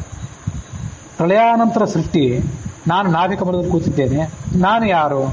ಒಂದು, ಈ ಕಮಲದಲ್ಲಿ ಕೂತಿದ್ದೇನಲ್ಲ, ಈ ಕಮಲ ಎಲ್ಲಿಂದ ಹುಟ್ಟಿತ್ತು? ಮತ್ತು ನಾನೀಗ ಇನ್ನು ಮುಂದೆ ಏನು ಸೃಷ್ಟಿ ಮಾಡಬೇಕು ಅಂತೇನೋ ಗೊತ್ತಾಗಿದೆ ನನಗೆ. ಏನು ಸೃಷ್ಟಿ ಮಾಡಬೇಕು ಅಂತ 3 ರೀತಿಯಾಗಿ ಅಜ್ಞಾನಗಳು. 4ನೇ ಅಜ್ಞಾನ ಏನಂತಂದ್ರೆ ಅವನಿಗೆ ನಾನು ಪರಮಾತ್ಮನನ್ನ ಯಾವ ಸಾಧನಗಳಿಂದ ಪೂಜೆ ಮಾಡಬೇಕು. ಈ 4 ರೀತಿಯಾಗಿ ಅವನಿಗೆ ಅಜ್ಞಾನ ಬಂತು. ಒಂದು, ನಾನು ಯಾರು, ಈ ಕಮಲ ಯಾರಿಂದ ಹುಟ್ಟಿತು, ಮತ್ತೆ ನಾನು ಇನ್ನು ಮುಂದೆ ಏನು ಸೃಷ್ಟಿ ಮಾಡಬೇಕು, ಮತ್ತೆ ಪರಮಾತ್ಮನನ್ನು ಯಾವ ಸಾಧನದಿಂದ ಪೂಜೆ ಮಾಡಬೇಕು. ಈಗ 4 ಥರ ಭಯ ಬಂತು ಅಂತಿದೆಯಲ್ಲ, ಈ 4 ಥರ ಭಯ ಬಂತು ಅಂತ ನಾವು ಹೇಳುವಾಗಲೇ ಆ ಭಯ ತೋರಿಕೆ ಅಂತ ಗೊತ್ತಾಗ್ಬಿಡ್ತದೆ. ಯಾಕಂದ್ರೆ ಈ ಕಮಲ ಯಾರಿಂದ ಜನಿಸ್ತು ಅಂದ್ರೆ ಆ ಪರಮಾತ್ಮನ ಬಗ್ಗೆ ಗೊತ್ತಿದೆ ಅವನಿಗೆ. ಪರಮಾತ್ಮನಿಗೆ ಯಾವ ಸಾಧನದಿಂದ ಪೂಜೆ ಮಾಡಬೇಕು ಅಂತ ಜಿಜ್ಞಾಸೆ ಮಾಡ್ತಿದ್ದಾನೆ. ಪರಮಾತ್ಮನ ಬಗ್ಗೆ ಗೊತ್ತು ಅವನಿಗೆ. ಇಲ್ಲಿ ಹಾಗಾಗಿ ಕಮಲ ಯಾರಿಂದ ಜನಿಸ್ತು ಅನ್ನೋ ಪ್ರಶ್ನೆಗೆ ಅರ್ಥವೇ ಇಲ್ಲ. ಈ ಕಮಲ ಯಾರಿಂದ ಜನಿಸ್ತು ನೀವು ವಿಚಾರ ಮಾಡ್ರಿ ಅಂತ ನಮ್ಗೆ ಅವನು ತೋರಿಸೋದಷ್ಟೇ. ತಾನು ಯಾರು ಅದು ಗೊತ್ತಿದೆ, ಸೃಷ್ಟಿಕರ್ತ ಅಂತ. ಯಾಕೆಂದ್ರೆ ನಾನು ಮುಂದೆ ಸೃಷ್ಟಿ ಮಾಡಬೇಕು, ಏನು ಸೃಷ್ಟಿ ಮಾಡಬೇಕು ಅಂತ 3ನೇ ಭಯ, ಆ 3ನೇ ಅಜ್ಞಾನ. ಆ 3ನೇ ಅಜ್ಞಾನ ಏನು ತೋರಿಸ್ತದೆ? ನಾನೀಗ ಸೃಷ್ಟಿ ಮಾಡಬೇಕಾಗಿದೆ, ಅದು ಏನು ಸೃಷ್ಟಿ ಮಾಡಬೇಕು? ಹಾಗಾದ್ರೆ ಏನು ಸೃಷ್ಟಿ ಮಾಡಬೇಕು ಅಂದರೆ ಅದಕ್ಕಿಂತ ಮೊದಲು ಪೂರ್ವಭಾವಿಯಾಗಿ ತಾನು ಸೃಷ್ಟಿಕರ್ತ ಅನ್ನೋ ಅರಿವು ಅವನಿಗಿದೆ ಅಂತ ಆಯ್ತು. ಅದೆಲ್ಲ ಇದೆ ಅವನಿಗೆ. ಕಮಲ ಪರಮಾತ್ಮನಿಂದ ಹುಟ್ಟಿದ್ದು ಅಂತ ಗೊತ್ತು. ಹಾಗಾಗಿ ಆ ಪರಮಾತ್ಮನ ಯಾವ ಮಂತ್ರದಿಂದ ನಾನು ಉಪಾಸನೆ ಮಾಡಲಿ, ಹೇಗೆ ವಿಧಾನಗಳೇನು ಅಂತ ಆಲೋಚನೆ ಮಾಡಿದ. ತಾನು ಯಾರು, ಸೃಷ್ಟಿಕರ್ತ ಅನ್ನೋದು ಗೊತ್ತು. ಮುಂದೇನು ಸೃಷ್ಟಿ ಮಾಡಬೇಕು ಅವನು ಅದನ್ನು ಹೇಳ್ತಾನೆ. ಮುಂದೆ ದೇವತೆಗಳಿಗೆ ಹೇಳ್ತಾನೆ. ಕ್ಷೇಮಂ ವಿಧಾಸ್ಯತಿ ಸನೋ ಭಗವಾನ್ ವಿಧಾತ ಕಿಂವಾಸ್ಮದೀಯ ವಿಮರ್ಶೇನ ಕಿಯಾನಿ ಅರ್ಥ. ದೇವತೆಗಳನ್ನೆಲ್ಲ ಸೃಷ್ಟಿ ಮಾಡಿದ್ವಿ. ದೇವತೆಗಳನ್ನೆಲ್ಲ ಸೃಷ್ಟಿ ಮಾಡಿದ ಮೇಲೆ ಆ ದೇವತೆಗಳಿಗೆ ನಾವೀಗ ಸೃಷ್ಟಿ ಮಾಡಬೇಕು, ಏನು ಮಾಡಬೇಕು? ಇದೆಲ್ಲ 2, 3ನೇ ಸ್ಕಂದದಲ್ಲಿ ಭಾಗವತದಲ್ಲಿ ಬರ್ತದೆ. ಅವರಿಗೆಲ್ಲ ನಾವು ಸೃಷ್ಟಿ ಮಾಡಬೇಕು, ಏನು ಮಾಡಬೇಕು ಅಂತ ಭಾರಿ ಕಳವಳ ಎಲ್ಲ ದೇವತೆಗಳಿಗೆ. ಆಗ ಚತುರ್ಮುಖ ಬ್ರಹ್ಮ ಹೇಳಿದ, ಪ್ರಾಯ ಚತುರ್ಮುಖ ಬ್ರಹ್ಮನೇ ಇರಬೇಕು. ಕ್ಷೇಮಂ ವಿಧಾಸ್ಯತಿ ಸನೋ ಭಗವಾನ್ ವಿಧಾತ. ನಮ್ಮನ್ನೆಲ್ಲರನ್ನೂ ಹುಟ್ಟಿಸಿದಂಥ ಭಗವಂತ ಅವನು ನಮ್ಮ ಕ್ಷೇಮ ನೋಡ್ಕೊಳ್ತಾನೆ. ನಮ್ಮ ವಿಮರ್ಶೆಯಿಂದ ನಾವು ಹಂಗೆ ಮಾಡಬೇಕು ಹಿಂಗೆ ಮಾಡಬೇಕು ಅಂತ ವಿಮರ್ಶೆ ಮಾಡ್ತಿದ್ದೀವಲ್ಲ, ಇದರಿಂದ ಏನು ಪ್ರಯೋಜನ ಆಗೋದಿದೆ? ಯಾಕೆ ತಲೆ ಕೆಡಿಸ್ಕೊತೀರಿ? ನಿಮ್ಮನ್ನು ಹುಟ್ಟಿಸಿದ್ದಾನಲ್ಲ, ನೀವು ಮೊದಲು ಪರಮಾತ್ಮನ ಚಿಂತನೆಯಲ್ಲಿ ಆಸಕ್ತರಾಗಿರಿ. ಚಿಂತನೆಯಲ್ಲಿ ಆಸಕ್ತರಾಗಿಬಿಟ್ರೆ ಆ ಪರಮಾತ್ಮ ನಿಮ್ಗೇನು ಮಾರ್ಗ ತೋರಿಸ್ಬೇಕು ಅಂತ ತೋರಿಸ್ತಾನೆ. ಹೀಗೆ ಉಳಿದ ದೇವತೆಗಳಿಗೆ ಮಾರ್ಗದರ್ಶನ ಮಾಡಿದವನು ಇವನು. ತನಗೆ ಆ ಮಾರ್ಗ ಗೊತ್ತಿಲ್ಲ ಅಂತ ಅದು ಚಟಪಡಿಸೋ ಕಾರಣವೇ ಇಲ್ಲ. ಇದನ್ನೆಲ್ಲ ಪರಮಾತ್ಮನ ಪ್ರೀತಿಗಾಗಿ ಮಾಡಿದ್ದಾರೆ. ಯಾವುದೇ ಕೆಲಸ ಮಾಡುವಾಗ ಮೊದಲು ಸಾಕಷ್ಟು ಆಲೋಚನೆ ಪೂರ್ವಕವಾಗಿ ಮಾಡು, ಬೇಕಾಬಿಟ್ಟಿಯಾಗಿ ಅಜ್ಞಾನಪೂರ್ವಕವಾಗಿ ಯಾವ ಕೆಲಸವನ್ನು ಮಾಡಬೇಡ ಅಂತ ಜಗತ್ತಿಗೆ ಆತ ತೋರಿಸ್ಬೇಕು. ಹಿರಿಯಣ್ಣನಾಗಿ ಆತ ತೋರಿಸ್ಬೇಕು. ಅದಕ್ಕಾಗಿ ಹೀಗೆ 4 ರೀತಿಯಾಗಿ ಅಜ್ಞಾನ. ಇವು ಎಲ್ಲ ಅಜ್ಞಾನಗಳಂತೆ. ಅಂಥ ಅಜ್ಞಾನಿಗಳು ಭಾವರೂಪ ಅಜ್ಞಾನ. ಅಜ್ಞಾನ ಭಾವರೂಪ ಅಜ್ಞಾನ, ಅಭಾವರೂಪ ಅಜ್ಞಾನ ಅಂತ 2 ಥರದ್ದು. ಭಾವರೂಪ ಅಜ್ಞಾನ, ಅಭಾವರೂಪ ಅಜ್ಞಾನ ಇವಕ್ಕೆ ವ್ಯತ್ಯಾಸ ಏನಂತಂದರೆ, ಅಭಾವರೂಪ ಅಜ್ಞಾನ ಅಂತಂದರೆ ತಿಳುವಳಿಕೆಯ ಕೊರತೆ. ಇದನ್ನ ಅಭಾವ ರೂಪವಾದ ಅಜ್ಞಾನ ಅಂತ ಕರೀತಾರೆ. ಇಲ್ಲಿ ನಮ್ಮ ಎದುರಿಗೆ ಘಟಾಭಾವ ಇದೆ. ಘಟಾಭಾವ ಇದೆ ಅಂದ್ರೆ ಏನರ್ಥ? ಘಟದ ಕೊರತೆ ಇಲ್ಲಿದೆ ಅಂತ ಅರ್ಥ. ಇಲ್ಲಿ ಗಡಿಗೆ ಇಲ್ಲ, ಅಥವಾ ನೀರಿನ ಕೊರತೆ ಇದೆ, ದವಸ ಧಾನ್ಯಗಳ ಕೊರತೆ ಇದೆ, ಅಂದರೆ ದವಸ ಧಾನ್ಯಗಳ ಅಭಾವ ಇದೆ ಅಂತ ಅರ್ಥ. ಹೀಗೆ ಅಭಾವ ರೂಪ ಅಜ್ಞಾನ ಅಂತಂದ್ರೆ ಜ್ಞಾನದ ಕೊರತೆ ಅಂತ ಅರ್ಥ. ಭಾವರೂಪ ಅಜ್ಞಾನ ಅಂತಂದ್ರೆ ನಮ್ಮ ಜ್ಞಾನಕ್ಕೆ ಪ್ರತಿಬಂಧಕ ಆಗಿರುವಂತಹ ಒಂದು ಅಡಚಣೆ ಅಂತ ಅರ್ಥ. ಭಾವ ಅಂತಂದ್ರೆ ಪಾಸಿಟಿವ್ ಅಂತ ಅರ್ಥ. ನಮಗೆ ಬರಬೇಕಾಗಿರುವಂಥ ಜ್ಞಾನಕ್ಕೆ ಒಂದು ಯಾವುದೋ ಒಂದು ಪ್ರತಿಬಂಧಕ, ಇಷ್ಟೇ ಅರ್ಥ. ದುಃಖ ಸ್ಪೃಷ್ಟಂ ತದಸ್ಪೃಷ್ಟಂ ಅಂತ ತತ್ವಸಂಖ್ಯಾನದಲ್ಲಿ ಆ ಚತುರ್ಮುಖ ಬ್ರಹ್ಮನನ್ನ ದುಃಖ ಸ್ಪೃಷ್ಟ ಅಂತ ವರ್ಣನೆ ಮಾಡಿದ್ದಾರೆ. ಚತುರ್ಮುಖ ಬ್ರಹ್ಮನನ್ನ ದುಃಖ ಸ್ಪೃಷ್ಟ ಅಂತ ಅನ್ಬೇಕು. ದುಃಖ ಸ್ಪರ್ಶ ಇಲ್ಲದೆ ಇರುವಂತಹ ಸ್ವತಂತ್ರ ಚೇತನ ಅಂತಂದ್ರೆ ಲಕ್ಷ್ಮೀದೇವಿ ಒಬ್ಬಳೆ. ಸ್ವತಂತ್ರ ಅಸ್ವತಂತ್ರಂಚ ದ್ವಿಧಂ ತತ್ವಮಿಷ್ಯತೆ ಸ್ವತಂತ್ರೋ ಭಗವಾನ್ ವಿಷ್ಣು ಅಸ್ವತಂತ್ರ ಇದಂ ಜಗತ್. ತತ್ವಗಳು ಎರಡೇ, ಒಂದು ಸ್ವತಂತ್ರ ತತ್ವ ಮತ್ತೊಂದು ಅಸ್ವತಂತ್ರ ತತ್ವ. ಸ್ವತಂತ್ರ ಅಂದ್ರೆ ಭಗವಂತನ ವಿಷ್ಣುವೇ ಸ್ವತಂತ್ರ ತತ್ವ. ಅಸ್ವತಂತ್ರ ಜಗತ್ತೇನಿದೆಯಲ್ಲ, ದುಃಖ ಸ್ಪೃಷ್ಟವಾದ ತತ್ವ, ದುಃಖ ಅಸೃಷ್ಟವಾದ ತತ್ವ. ಅಸ್ವತಂತ್ರವಾದ ಜಗತ್ತನ್ನ ಎರಡು ಥರ ವಿಭಾಗ ಮಾಡಿದ್ರು. ಒಂದು ದುಃಖ ಉಳ್ಳದ್ದು, ಇನ್ನೊಂದು ದುಃಖ ಇಲ್ಲದೇ ಇದ್ದದ್ದು. ದುಃಖ ಇಲ್ಲದೇ ಇರುವಂಥದ್ದು ಯಾವುದು ಅಂದ್ರೆ ಲಕ್ಷ್ಮೀದೇವಿ ಒಬ್ಬಳೆ. ಇವರಿಗೆಲ್ಲರಿಗೂ ಕೂಡ ದುಃಖ ಇದ್ದೇ ಇದೆ. ಚತುರ್ಮುಖ ಬ್ರಹ್ಮಾದಿಗಳಿಗೆ ದುಃಖ ಇದ್ದೇ ಇದೆ. ಯಾವ ದುಃಖ ಅಂದ್ರೆ ಇದೆ, ಈಗೇನು ತೋರಿಸಿದ್ರಲ್ಲ 4, ಇವೇ ಭಾವರೂಪವಾದ ಅಜ್ಞಾನಗಳು. ಇವನ್ನೇ ದುಃಖ ಇದೆ ಅಂತ ಹೇಳಬೇಕು. ಇನ್ನು ಮುಕ್ತರಿಗೆ, ಅವರಿಗಂತೂ ಬಯಸಿದ ವಸ್ತುಗಳೆಲ್ಲ ದೊರೀತವಾದ್ರಿಂದ ಅವರಿಗೂ ಕೂಡ ದುಃಖ ಇಲ್ಲ. ಈ ಚತುರ್ಮುಖ ಬ್ರಹ್ಮನಿಗೆ ಆತ ಅಪೇಕ್ಷೆ ಪಟ್ಟಂತ ಇಚ್ಛೆ ಪೂರೈಸಲಿಕ್ಕೆ ಒಂದು ಕ್ಷಣ ಆಗ್ತದೆ, ಸ್ವಲ್ಪ ದುಃಖ ಆಗ್ತದೆ ಅವನಿಗೆ. ದುಃಖ ಆಗೋದೇ ಇಲ್ಲ ಅಂತ ಅನ್ಕೋಬೇಡ್ರಿ, ಆಗ್ತದೆ. ಅದಾಗೋದು ಎಲ್ಲಿ ಅಂತಂದ್ರೆ ಬಾಹ್ಯ ಅಂತಃಕರಣಕ್ಕೆ. ಅಂತಃಕರಣ ಅಂತ ಬಾಹ್ಯ ಮತ್ತು ಆಂತರಿಕ ಅಂತ ಎರಡು ಥರ ಇವೆ. ಇದನ್ನೆಲ್ಲ ಈ ಭಾಗವತದ ಟಿಪ್ಪಣಿಗಳಲ್ಲಿ, ಉಪನಿಷತ್ತಿನ ಟಿಪ್ಪಣಿಗಳಲ್ಲಿ ಏನು ಬರೆದಿದ್ದಾರೆ ಸೂಕ್ಷ್ಮ ವಿಷಯಗಳು, ಅದನ್ನ ಈಗ ಹೇಳ್ತಿದ್ದೇನೆ. ಅಂತಃಕರಣ ಅಂತ ಅನ್ನೋದು ಎರಡು ಥರ. ಅಂತಃಕರಣ ಅಂದ್ರೆ ಏನು? ಮನಸ್ಸು. ನಮ್ಮ ಮನಸ್ಸು ಬಾಹ್ಯ ಮನಸ್ಸು, ಒಳ ಮನಸ್ಸು ಅಂತ ಎರಡು ಥರ. ಒಳ ಮನಸ್ಸು ಅಂದ್ರೆ ಏನು? ಜೀವ ಇದ್ದಾನಲ್ಲ, ಆ ಜೀವನಿಗೆ ಹೊಂದಿಕೊಂಡಿರುವಂಥ ಮನಸ್ಸು, ಜೀವ ಸ್ವರೂಪಭೂತವಾದ ಮನಸ್ಸು, ಅದು ಅಂತರ್ಮನಸ್ಸು. ಜೀವ ಅನಾದಿ ಕಾಲದಿಂದಿದ್ದಾನೆ, ಮುಂದೆ ಅನಂತ ಕಾಲದವರೆಗೂ ಇರ್ತಾನೆ. ಜೀವ ಸತ್ತು ನಾಳೆ ಮುಕ್ತನಾದರೂ ಕೂಡ ಆತ ಮೋಕ್ಷಕ್ಕೆ ಹೋಗಲಿ ತಮಸ್ಸಿಗೆ ಹೋಗಲಿ, ಆತನ ಜೊತೆಗೇ ಇರುವಂಥ ಮನಸ್ಸಿಗೆ ಸ್ವರೂಪಭೂತ ಮನಸ್ಸು ಅಂತಾರೆ. ಈ ಬಾಹ್ಯ ಮನಸ್ಸಿದೆಯಲ್ಲ, ಇದು ನಮ್ಮೆಲ್ಲ ಪುನರ್ಜನ್ಮಗಳು, ಬೇರೆ ಬೇರೆ ಜನ್ಮಕ್ಕೆ ಹೋದಾಗೆಲ್ಲ ಈ ಮನಸ್ಸು ನಮ್ಮ ಜೊತೆ ಬರ್ತಿರ್ತದೆ. ಒಂದು ಬಾರಿ ನಮಗೆ ಈ ಜನನ ಮರಣಗಳ ಒಂದು ಚಕ್ರ ಕಡಿದು ಹೋಗಿಬಿಟ್ರೆ ಅವಾಗ ಈ ಬಾಹ್ಯ ಮನಸ್ಸು ಕೂಡ ಮುಂದೆ ಹೊರಟೋಗಿಬಿಡ್ತದೆ. ಈ ಚತುರ್ಮುಖ ಬ್ರಹ್ಮನಿಗೆ ಬಾಹ್ಯ ಅಂತಃಕರಣದಲ್ಲಿ ದುಃಖ ಆಯಿತು. ಆ ಬಾಹ್ಯ ಅಂತಃಕರಣ ಅಂತನ್ನೋದು ಆತ್ಮ ಸ್ವರೂಪಭೂತವಾದ್ದಲ್ಲ. ಆ ಬಾಹ್ಯ ಅಂತಃಕರಣ ದುಃಖ ಆಯಿತು. ಆದರೆ ಆ ಬಾಹ್ಯ ಅಂತಃಕರಣದ ಬಗ್ಗೆ ಅವನಿಗೆ ಅಭಿಮಾನವೇ ಇಲ್ಲ. ನಮಗೆ ನಮ್ಮ ಬಾಹ್ಯ ಅಂತಃಕರಣಗಳು, ಬಾಹ್ಯ ಇಂದ್ರಿಯಗಳು, 5 ಕರ್ಮೇಂದ್ರಿಯ, 5 ಜ್ಞಾನೇಂದ್ರಿಯ, ಒಂದು ಮನಸ್ಸು, ಬುದ್ಧಿ, ಅಹಂಕಾರ, ಚೇತನ, ಇವುಗಳೆಲ್ಲದ ಬಗ್ಗೆ ಹೇಳಿ ಮುಗಿಲಾದಷ್ಟು ಅಭಿಮಾನ ನಮಗೆ. ಇಷ್ಟು ಅಭಿಮಾನ ಇರೋದ್ರಿಂದ ನಾವು ಸಂಸಾರಕ್ಕೆ ಬಂದಿರೋದು, ಸಂಸಾರದಲ್ಲಿ ನಾವು ಬಿದ್ದಿರೋದು. ಅಭಿಮಾನವನ್ನು ಬಿಡ್ಲಿಕ್ಕೆ ಆಗದೇ ಇರೋದ್ರಿಂದಲೇ ಸಂಸಾರವನ್ನು ನಾವು ಮುಂದುವರಿತಿದ್ದೇವೆ. ವಸ್ತುತಃ ಅವನಿಗೆ ಆ ಬಾಹ್ಯ ಅಂತಃಕರಣ ಇದೆ, ಆದರೆ ಅವನಿಗೆ ಅಭಿಮಾನವೇ ಇಲ್ಲ. ಅದ್ರ ಬಗ್ಗೆ ಅಭಿಮಾನವೇ ಇಲ್ಲ. ಆದ್ರಿಂದ ಅವನ ಸ್ವರೂಪದಲ್ಲಿ ಆತ ಕುಗ್ಗೋದಿಲ್ಲ. ಆತ್ಮ ಇದೆಯಲ್ಲ, ಅದು ಹಿಗ್ಗೋದು ಕುಗ್ಗೋದು ಆಗ್ತದಂತೆ. ಬಹಳ ಸಂತೋಷ ಆಗಿಬಿಟ್ಟು ಹಿಗ್ತದೆ, ದುಃಖ ಆಗಿಬಿಟ್ಟು ಕುಗ್ತದೆ. ಈ ಚತುರ್ಮುಖ ಬ್ರಹ್ಮ, ಅವನ ಆತ್ಮ, ಅದು ಕುಗ್ಗೋದಿಲ್ಲ. ಯಾಕೆ ಕುಗ್ಗೋದಿಲ್ಲ ಅಂತಂದ್ರೆ ಬಾಹ್ಯ ಅಂತಃಕರಣಕ್ಕಾಗಿರುವಂಥ ದುಃಖ ಇವನ ಮೇಲೆ ಪರಿಣಾಮ ಬೀರೋದಿಲ್ಲ. ಆದರೆ ಇನ್ನೂ ಆತ ಸಂಸಾರದಲ್ಲಿ ಇದ್ದಾನಾದ್ರಿಂದ ಬಾಹ್ಯ ಅಂತಃಕರಣ ಇದೆ ಅವನಿಗೆ. ಹೊರಗಿನ ಶರೀರ ಇದೆ, ಹೊರಗಿನ ಮನಸ್ಸಿದೆ. ಆ ಹೊರಗಿನ ಮನಸ್ಸಿಗೆ ದುಃಖನೂ ಆಗ್ತದೆ.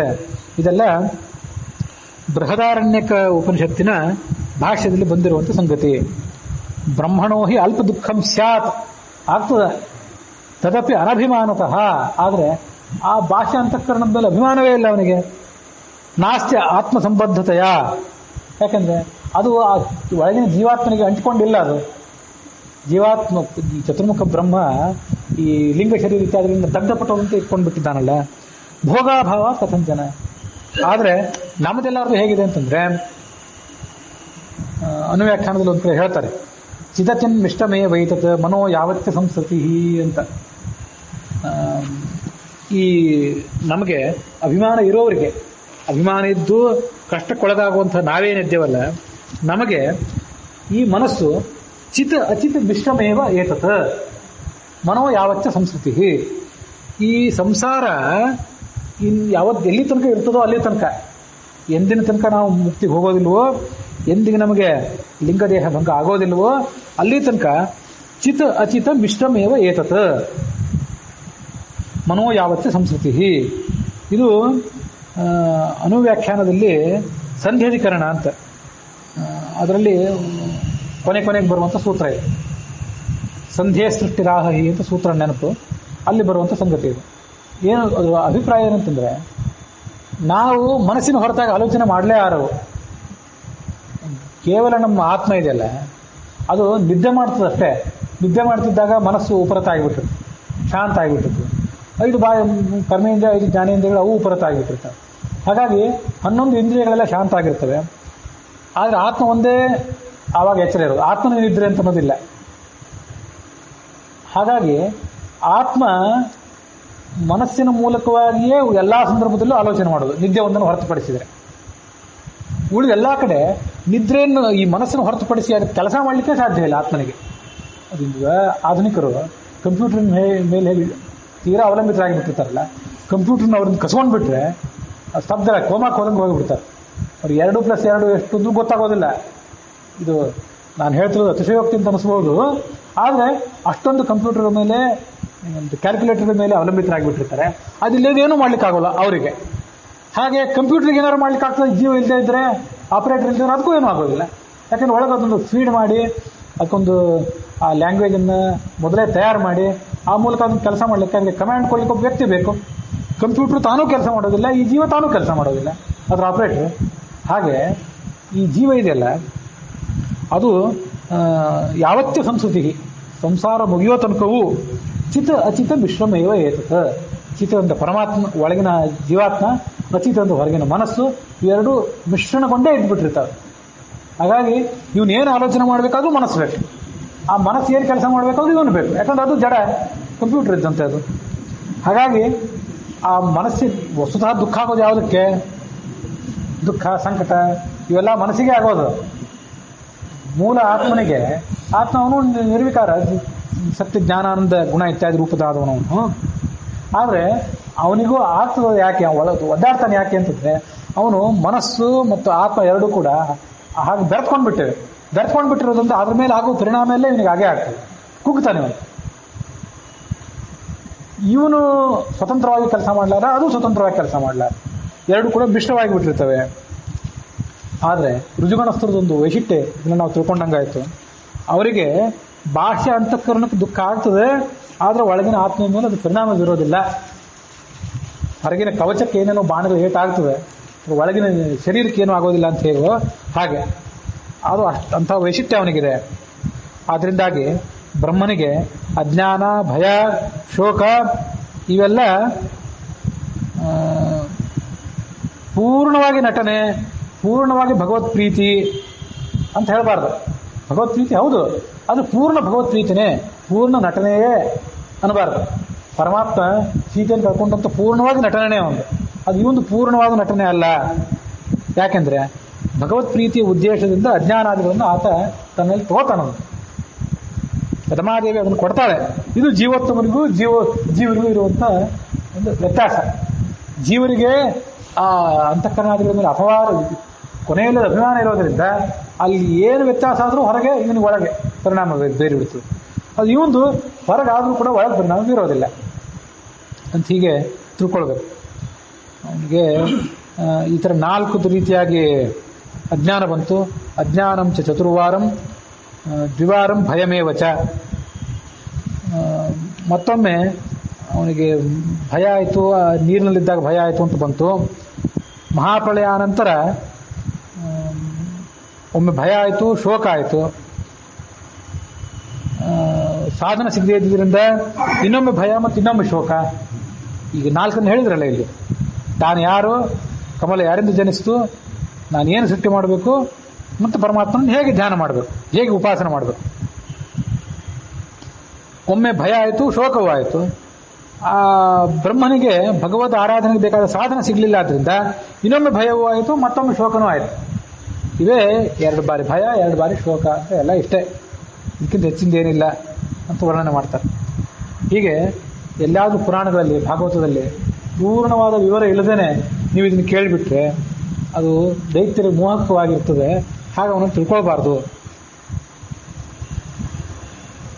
ಚತುರಾನನಿಗೆ ಕೂಡುವುದೇ ಮೋಹ, ಅಜ್ಞಾನ, ಭಯ, ಶೋಕ. ಕಮಲ ಸಂಭವ ಸರ್ವರೊಳಗೆ ಉತ್ತಮನೆನಿಸುವನು ಎಲ್ಲ ಕಾಲದಿ. ವಿಮಲ ಭಕುತಿ ಜ್ಞಾನ ವೈರಾಗ್ಯಾದಿ ಗುಣದಿಂದ ಸಮಾಭ್ಯಧಿಕ ವರ್ಜಿತನ ಗುಣಗಳ ರಮೆಯ ಮುಖದಿಂದರಿತು ನಿತ್ಯದಿ ದ್ಯುಮಣಿ ಕೋಟಿಗಳಂತೆ ಕಾಂಬನು ಬಿಂಬರೂಪವನು. ಇದನ್ನ ಈ ಪದ್ಯ ಹಿಂದೊಂದ್ಸಲ ನಾನು ವಿವರಿಸಿದ್ದೆ, ಈಗ ಸಂದರ್ಭ ಇದೆ ಮತ್ತೊಂದ್ಸಲ ವಿವರಿಸ್ತೇನೆ ಅಷ್ಟೆ. ಆ ಕಮಲ ಸಂಭವ ಚತುರ್ಮುಖ ಬ್ರಹ್ಮ ಇದ್ದಾನಲ್ಲ, ಅವನು ಎಲ್ಲಾ ಜೀವರಲ್ಲೂ ಕೂಡ ಉತ್ತಮ ಅಂತ ಅನ್ಸ್ಕೊಂಡಿದ್ದಾನೆ. ಜೀವೋತ್ತಮ ಆತ. ಎಲ್ಲಾ ಜೀವರನ್ನು ಈತನೇ ಕರ್ಕೊಂಡು ಮುಕ್ತಿಗೆ ಹೋಗಬೇಕು, ಎಲ್ಲಾ ಜೀವರಿಗೂ ಕೂಡ ಈತನೇ ಉಪದೇಶವನ್ನು ಕೂಡ ಕೊಡಬೇಕು. ಅಷ್ಟು ದೊಡ್ಡ ವ್ಯಕ್ತಿತ್ವ ಒಂದು. ಎಲ್ಲ ಕಾಲದಲ್ಲಿ, ಯಾವಾಗೋ ಒಂದು ಕಾಲದಲ್ಲಿ ಹೀಗೆ ಅಂತಲ್ಲ, ಎಲ್ಲಾ ಕಾಲದಲ್ಲಿಯೂ ಎಲ್ಲಾ ಸಂದರ್ಭದಲ್ಲಿಯೂ ಕೂಡ ಇಂಥ ಅದ್ಭುತವಾದಂತಹ ವ್ಯಕ್ತಿತ್ವ ಒಂದು. ಎಲ್ಲ ಕಾಲದಿ ವಿಮಲ ಭಕುತಿ ಜ್ಞಾನ ವೈರಾಗ್ಯಾದಿ ಗುಣದಿಂದ.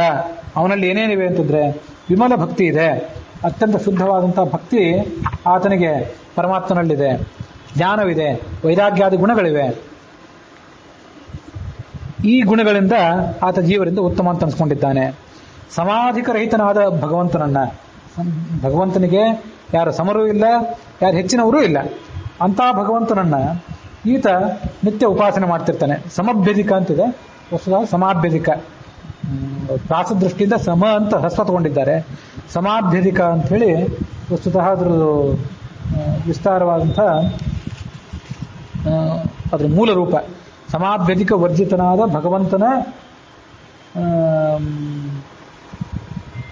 ಗುಣಗಳನ್ನ ರಮೆಯ ಮುಖದಿಂದ ಅರಿತು ಆತ ಲಕ್ಷ್ಮೀದೇವಿಯ ಮುಖದಿಂದ ಇದನ್ನೆಲ್ಲವನ್ನು ತಿಳ್ಕೋತಾನೆ.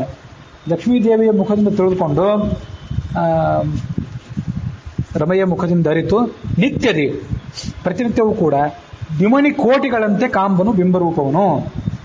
ಪರಮಾತ್ಮನ ಬಿಂಬರೂಪವನ್ನು ಆತ ಹೇಗೆ ಕಾಣ್ತಾನೆ ಅಂತಂದ್ರೆ ದ್ಯುಮಣಿ ಕೋಟಿಗಳಂತೆ, 1,000 ಸೂರ್ಯರಂತೆ ಆತ ಪರಮಾತ್ಮನನ್ನು ಕಾಣ್ತಾನೆ. ಅಲ್ಲಿ ರಮೆಯ ಮುಖದಿಂದ ಅರಿತು ಅಂತ ಬಂತಲ್ಲ, ಅದೇ ಶ್ಲೋಕ. ಯಾವ ಶ್ಲೋಕ ಅದು? ಭಾಗವತ ತಾತ್ಪರ್ಯದಲ್ಲಿ ಬರುವಂಥ ಶ್ಲೋಕ ಅಂತಂದ್ರೆ ಭಾಗವತದಲ್ಲಿ 4ನೇ ಸ್ಕಂದದಲ್ಲಿ 23ನೇ ಅಧ್ಯಾಯದಲ್ಲಿ 29ನೇ ಶ್ಲೋಕ ಅದು. ಸ್ವಧರ್ಮನಿಷ್ಠ ಶತಜನ್ಮಭಿ ಪುಮಾನ್ ಅಂದ್ರೆ ಋಜುಗಣಸ್ಥ. ಅವನು ಮುಂದೆ ಅವನೇ ಚತುರ್ಮುಖ ಬ್ರಹ್ಮನಾಗ್ತಾನೆ. ತತಃ ಪರಂ ಹಿ ಮಾಮ್. ಮಾಮ್ ಅಂದ್ರೆ ನನ್ನನ್ನು ಅಂತ ಅರ್ಥ ಅಲ್ಲ, ಉಳಿದೆಲ್ಲ ವ್ಯಾಖ್ಯಾನಕಾರ ನನ್ನನ್ನು ಅಂತ ಹೇಳಿಬಿಟ್ಟಿದ್ದಾರೆ. ಇಲ್ಲಿ ನನ್ನನ್ನು ಅಲ್ಲ, ಲಕ್ಷ್ಮೀದೇವಿಯನ್ನು ಹೊಂದುತ್ತಾನೆ. ಲಕ್ಷ್ಮೀದೇವಿಯನ್ನು ಹೊಂದಿ ಅವಳ ಮೂಲಕ ಉಪದೇಶ ಪಡ್ಕೊಂಡು ಆತ ಮುಂದೆ ಹೋಗ್ತಾನೆ. ಅನಾದಿ ಕಾಲದಿಂದಲೂ ಇವರೆಲ್ಲರೂ ಕೂಡ ಭಕ್ತರಾಗಿದ್ದಾರೆ. ವಿಶಿಷ್ಟಾಹ ಜ್ಞಾನಭಕ್ತ್ಯಾದವು, ಅದನ್ನೇ ದಾಸರು ಇಲ್ಲಿ ತಗೊಂಡಿದ್ದಾರೆ. ವಿಶಿಷ್ಟಾಹ ಜ್ಞಾನಭಕ್ತ್ಯಾದವು ಸರ್ವ ಜೀವನಿಕಾಯತಃ, ಎಲ್ಲಾ ಜೀವಕ್ಕಿಂತ ದೊಡ್ಡವರಾಗಿದ್ದಾರೆ. 100 ಜನ್ಮ ಸಾಧನೆ ಮಾಡಿ ಅವರು ಮುಂದೆ ಮುಕ್ತರಾಗ್ತಾರೆ ಅಂತ ಅದರದೆಲ್ಲ ತಾತ್ಪರ್ಯ. ದ್ಯುಮಣಿ ಕೋಟಿಗಳಂತೆ ಕಾಂಬನು ಬಿಂಬರೂಪವನು.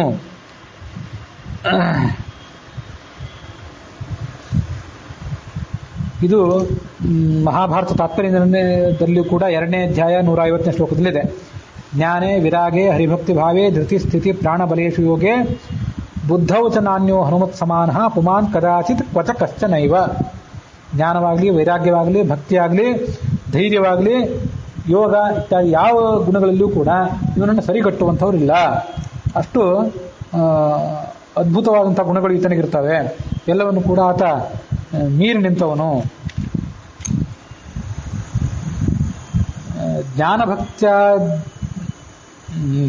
ಜ್ಞಾನಭಕ್ತ್ಯಾದ್ಯಖಿಲ ಗುಣ ಚತುರಾನನೊಳಗಿಪ್ಪಂತೆ ಮುಖ್ಯ ಪ್ರಾಣನಲ್ಲಿ ಚಿಂತಿಪುದು ಯತ್ಕಿಂಚಿತ್ ಕೊರತೆಯಾಗಿ ನ್ಯೂನ ರುಜುಗಣ ಜೀವರಲ್ಲಿ ಕ್ರಮೇಣ ವೃದ್ಧಿ ಜ್ಞಾನ ಭಕ್ತಿ ಸಮಾನ ಭಾರತಿ ವಾಣಿಗಳಲ್ಲಿ ಪದ ಪ್ರಯುಕ್ತವಧಿಕ. ಚತುರ್ಮುಖ ಬ್ರಹ್ಮ ಹೇಗಿರ್ತಾನೋ ಹಾಗೆ ಈ ಮುಖ್ಯ ಪ್ರಾಣನೂ ಕೂಡ ಇರ್ತಾನೆ. ಜ್ಞಾನ ಭಕ್ತಿ ಇವೆಲ್ಲ ಗುಣಗಳಿಂದಲೂ ಕೂಡ ಚತುರಾನನೊಳಗಿದ್ದಂತೆ ಮುಖ್ಯ ಪ್ರಾಣನಲ್ಲೂ ಕೂಡ ನೀವು ಚಿಂತನೆ ಮಾಡಬೇಕು. ಯತ್ಕಿಂಚಿತ್ ಕೊರತೆಯಾಗಿ, ಸ್ವಲ್ಪ ಕೊರತೆ. ಯಾಕೆಂದ್ರೆ ಸ್ಥಾನದಲ್ಲಿ ಪದವಿ ನಿಮಿತ್ತ ಆತ ಮುಂದಿದ್ದಾನೆ, ಈತ ಹಿಂದಿದ್ದಾನೆ ಅಷ್ಟೇ. ಮುಂದೆ ಅವು ಕ್ರಮೇಣ ಹೆಚ್ಚುತ್ತಾ ಹೋಗ್ತವೆ, ಹೆಚ್ಚು ಮುಕ್ತಿ ತನಕ ಅವು ಹೆಚ್ಚುತ್ತಾ ಹೋಗ್ತವೆ. ನ್ಯೂನ ರುಜುಗುಣ ಜೀವರಲ್ಲಿ, ಇತರ ರುಜುಗುಣ ಜೀವರಲ್ಲಿ ಕಡಿಮೆ ಇರ್ತವೆ, ಕ್ರಮವಾಗಿ ಹೆಚ್ಚುತ್ತಾ ಹೋಗ್ತವೆ. ಕ್ರಮೇಣ ವೃದ್ಧಿ, ಕ್ರಮವಾಗಿ ಹೆಚ್ಚುತ್ತವೆ. ಜ್ಞಾನ ಭಕ್ತಿ ಸಮಾನ, ಯಾರಿಬ್ಬರಲ್ಲಿ? ಭಾರತಿ ಮತ್ತು ಸರಸ್ವತಿಯರಲ್ಲಿ ಕೂಡ ಜ್ಞಾನ ಭಕ್ತಿ ವೈರಾಗ್ಯಾದಿ ಗುಣಗಳು ಸಮಾನವೇ ಆಗಿವೆ. ಆದರೆ ಪದಪ್ರಯುಕ್ತ ಬದಿಕ, ಭಾರತೀ ದೇವಿಗೆ ಅವಳು ಹೆಚ್ಚಿನ ಪದದಲ್ಲಿದ್ದಾಳಾದ್ರಿಂದ, ಮೇಲಿನ ಪದವಿಯಲ್ಲಿದ್ದಾಳಾದ್ರಿಂದ ಅವಳಲ್ಲಿ ಸ್ವಲ್ಪ ಹೆಚ್ಚಿನ ಗುಣಗಳಿವೆ. ಅಷ್ಟು ಬಿಟ್ಟರೆ ಅವರಿಬ್ಬರು ಕೂಡ ಯಾವತ್ತೂ ಕೂಡ ಸಮಾನರೇ ಆಗಿರ್ತಾರೆ. ಮುಂದೆ ಸೌರಿ ಸೂರ್ಯನ ತೆರದಿ ಬ್ರಹ್ಮ ಸಮೀರ ಗಾಯತ್ರಿ ಗಿರಗಳೊಳು ತೋರುವುದು ಅಸ್ಪಷ್ಟ ರೂಪದಿ ಮುಕ್ತಿ ಪರ್ಯಂತ. ವಾರಿಜಾಸನ ವಾಯು ವಾಣಿ ಭಾರತಿಗಳಿಗೆ ಪ್ರಳಯದಿ, ಅಲ್ಲಿ ನೋಡಿ ಮಹಾಪ್ರಳಯ ಅಂತಿದೆಯೋ ಮಹಾಪ್ರಳಯ ಅಂತಿದೆಯೋ ಪುಸ್ತಕದೊಳಗೆ. ಎಷ್ಟನೇ ಪದ್ಯ ಅಂದರೆ 38ನೇ ಪದ್ಯ ಇದು. ಮಹಾಪ್ರಳಯ ಮಹಾಪ್ರಳಯದಿ ಅಂತಲೇ ಇಲ್ಲಿ ಕೆಲವು ಕಡೆ ಬೇರೆ ಕಡೆ ಪಾಠ ಇದೆ. ಮಹಾಪ್ರಳಯ ಅಂತ ಏನು ಹೇಳಬೇಕಾಗಿಲ್ಲ. ಭಾರತಿಗಳಿಗೆ ಮಹಾಪ್ರಳಯದಿ ಭಾರತ ಅಜ್ಞಾನಾದಿ ದೋಷವು ಹರಿಕೃಪಾ ಬಲದಿ. ಈ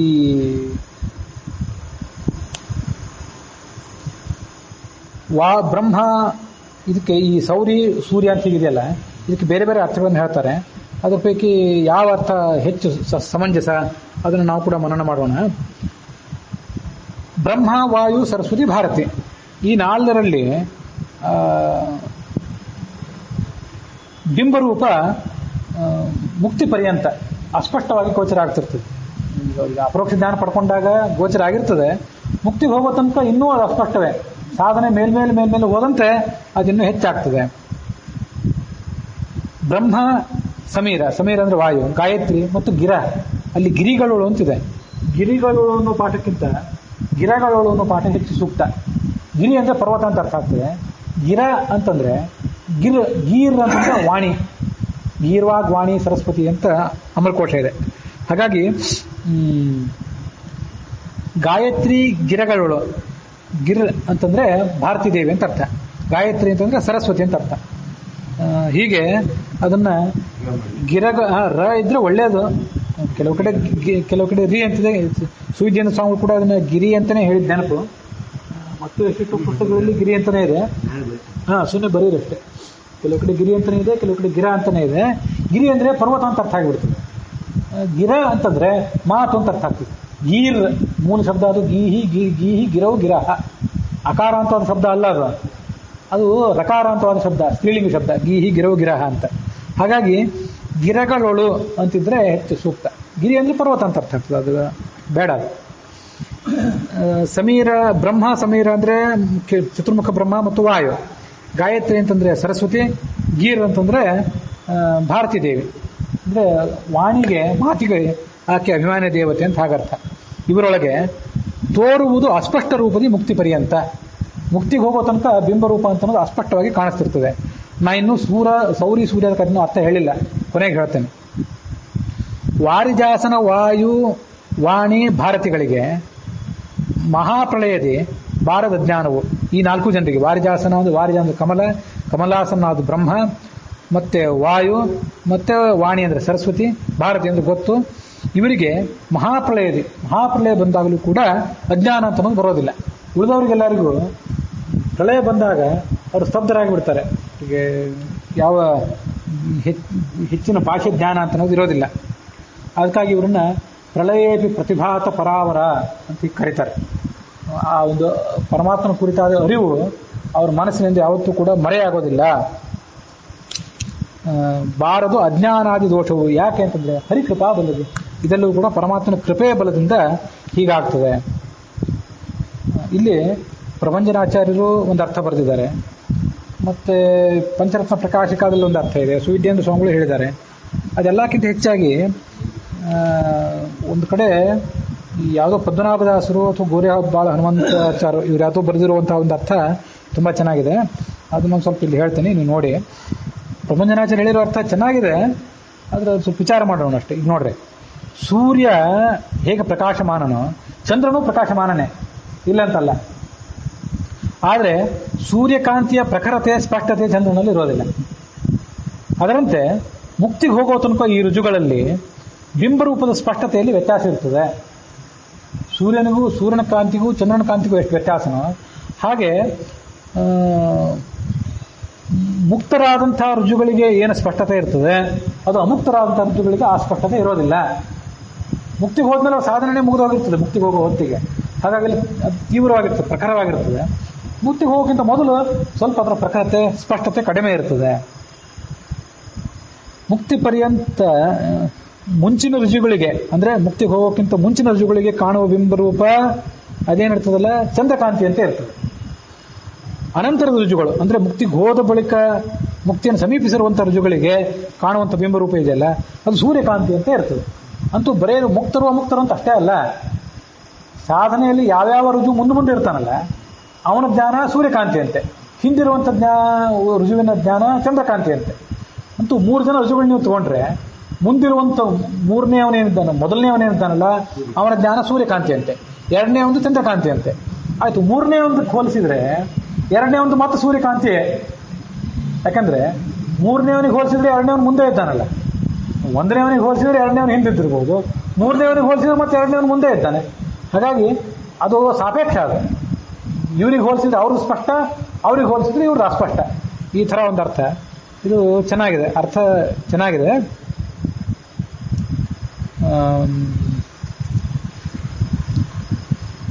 ಸೌರಿ ಅಂತಂದ್ರೆ ಇವ್ರೇನು ಅರ್ಥ ಬರ್ತಿದ್ದಾರೆ ಪ್ರಮಂಜನಾಚಾರ್ಯರು ಅಂದ್ರೆ ಅಲ್ಲಿ 2 ಅರ್ಥ ಇವೆ ನೋಡಿ. ಸೌರಿ ಮತ್ತು ಸೂರ್ಯ ಅಂತ 2 ಅರ್ಥ ಇವೆ.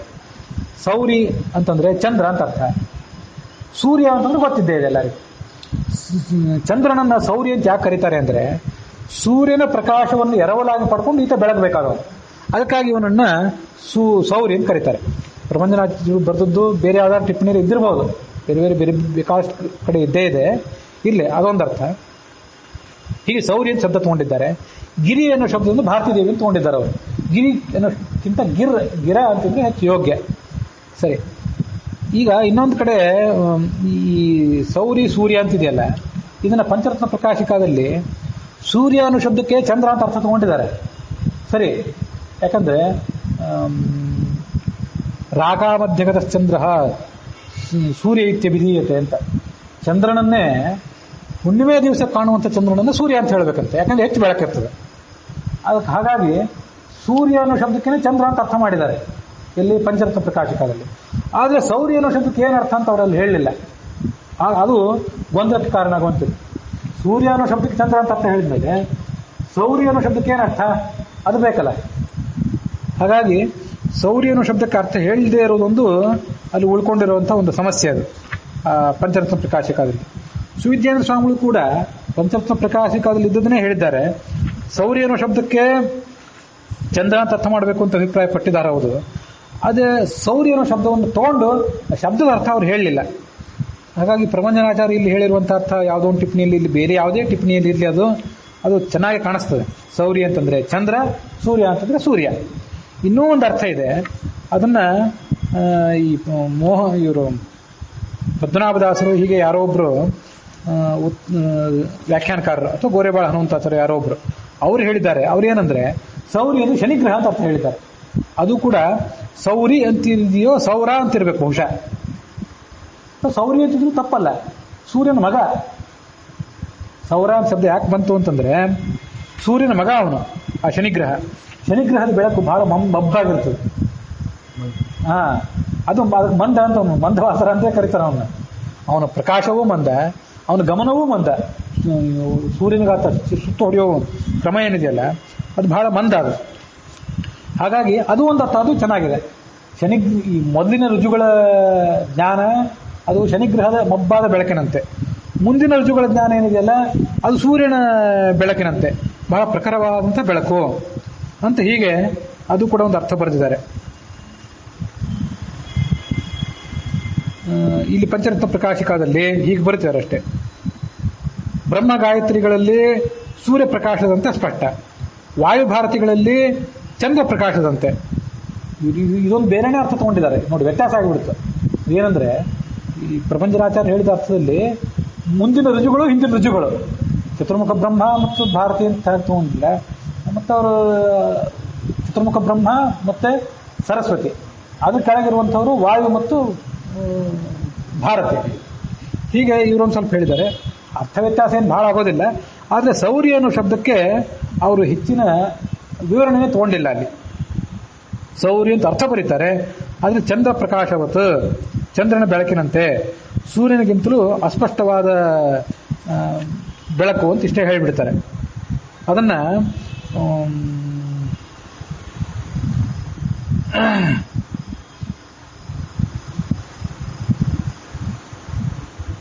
ಈ ವಾಲ್ಮೀಕಿ ರಾಮಾಯಣದಲ್ಲಿ ಇತ್ಯಾದಿ ಕಡೆಗಳಲ್ಲಿ ಬಂದಿರುವಂಥ ಒಂದು ಉದಾಹರಣೆ, ರಾಕಾ ಮಧ್ಯಗತ ಚಂದ್ರ ಸೂರ್ಯ ಅಂತ ವ್ಯಾಸದಾಸ ಸಿದ್ಧಾಂತ ಕೌಮುದಿಯಲ್ಲಿ ಸೂರ್ಯ ಅನ್ನೋ ಶಬ್ದಕ್ಕೆ ಚಂದ್ರ ಅಂತ ಅರ್ಥ ಬರೆದಿದ್ದಾರೆ. ಆಯ್ತು, ಹಾಗಾದ್ರೆ ಸೂರ್ಯ ಅನ್ನೋ ಶಬ್ದಕ್ಕೆ ಚಂದ್ರ ಅಂತ ಅರ್ಥ ಆದ್ಮೇಲೆ ಸೌರ್ಯ ಅನ್ನೋ ಶಬ್ದಕ್ಕೆ ಏನರ್ಥ? ಅದ್ರಲ್ಲಿ ಬರೀಲಿಲ್ಲ, ಅದು ಸಮಸ್ಯೆ ಆಗಿರೋದು. ವಾಲ್ಮೀಕಿ ರಾಮಾಯಣಗಳು ಕೂಡ ವಿಪರೀತ ಇವಾಗಾಶೆ ಸೂರ್ಯೋ ನಕ್ಷತ್ರಮಾಲಯ, ಸೂರ್ಯ ನಕ್ಷತ್ರಗಳ ಜೊತೆ ಹೇಗೆ ಶೋಭಿಸ್ತಾನೋ ಹಾಗೆ ರಾಮ ಶೋಭಿಸಿದ ಅಂತ ಅವರೊಂದು ವರ್ಣನೆ ಮಾಡ್ತಾರೆ. ಸೂರ್ಯ ನಕ್ಷತ್ರಗಳ ಜೊತೆಗೆ ಶೋಭಿಸೋದು ಹೇಗೆ? ಯಾವಾಗ? ಇಲ್ಲಲ್ಲ, ಸೂರ್ಯ ಇದ್ದ ನಕ್ಷತ್ರಗಳು ಕಾಣಿಸೋದೇ ಇಲ್ಲಲ್ಲ. ಹಾಗಾಗಿ ಸೂರ್ಯ ಅನ್ನೋ ಶಬ್ದಕ್ಕೆ ಅಲ್ಲಿ ಚಂದ್ರ ಅಂತ ಅರ್ಥ. ಟಿಪ್ಪಣಿಕಾರೆಲ್ಲ ಅದನ್ನು ಬರೀತಾರೆ. ಅದನ್ನು ವ್ಯಾಸದಾಸ ಸಿದ್ಧಾಂತ ಕೌಮುದಿಯಲ್ಲಿ ರಾಮಾಯಣದ ವಾಕ್ಯನ ಉದಾಹರಣೆಯನ್ನು ಕೊಟ್ಟು ಸೂರ್ಯ ಅನ್ನೋ ಶಬ್ದಕ್ಕೆ ಚಂದ್ರ ಅಂತ ಅರ್ಥ ಬರೆದಿದ್ದಾರೆ. ಆದರೆ ಸೌರ್ಯ ಅನ್ನೋ ಶಬ್ದಕ್ಕೆ ಅರ್ಥ ಬರೀಲಿಲ್ಲ. ಆದ್ದರಿಂದ ನನಗದಷ್ಟು ಒಪ್ಪಿಗೆ ಆಗಲಿಲ್ಲ. ಹಾಗಾಗಿ ಸೌರ್ಯ ಅಂದರೆ ಒಂದ ಶನಿಗ್ರಹ, ಸೂರ್ಯ ಅಂದರೆ ಸೂರ್ಯನೇ. ಇನ್ನೊಂದು ಸೌರಿ ಅಂತಂದರೆ ಆತ ಚಂದ್ರ, ಸೂರ್ಯ ಅಂತಂದರೆ ಸೂರ್ಯನೇ. ಈ ಅರ್ಥ ಚೆನ್ನಾಗಿದೆ ಅಂತ ಕಾಣಿಸ್ತದೆ. ನೀವು ಎಲ್ಲರೂ ಕೂಡ ವಿಚಾರ ಮಾಡಬೇಕು. ಅಲ್ಲಿಗೆ ಈ ಕಲ್ಪಸಾಧನ ಸಂಧಿಯ ಅಥವಾ ಅಪರೋಕ್ಷ ತಾರತಮ್ಯ ಸಂಧಿಯ 38ನೇ ಪದ್ಯ, 38ನೇ ಪದ್ಯ, ಒಟ್ಟಾರೆ ಪದ್ಯಗಳಲ್ಲಿ 768ನೇ ಪದ್ಯ, ಇದು ಇಲ್ಲಿಗೆ ಸಮಾಪ್ತಿಯನ್ನು ಕಂಡಿದೆ.